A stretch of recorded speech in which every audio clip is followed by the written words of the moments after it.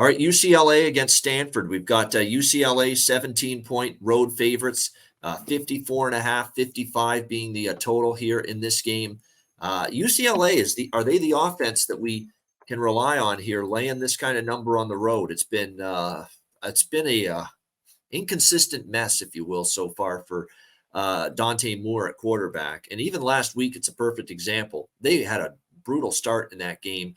And then all of a sudden, second quarter, third, fourth quarter, they get going a little bit in that one against Oregon State, but too little, too late. It was a very good offensive performance from Oregon State. DJU through the air played well, and Martinez running the ball, and UCLA had a hard time stopping it. And what do you get from Stanford off one of the more incredible comebacks you'll see? It was a Stanford, let's be real, it was a Stanford comeback / Colorado collapse last Friday night. It was a little bit of both.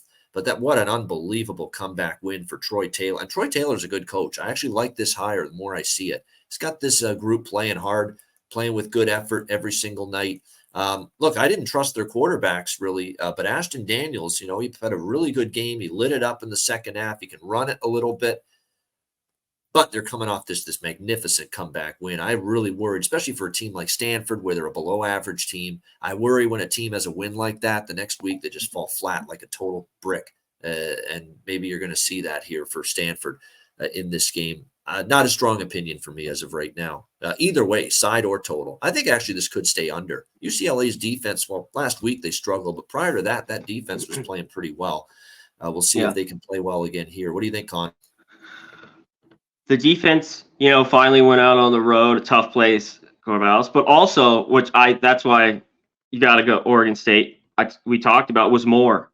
Just would he throw those picks? And he did. He had 3 of them. He looked awful in that game. If he's not good, Stanford's in this game. UCLA is going to go in there and win, but I like 17. I'd like it a little bit over that.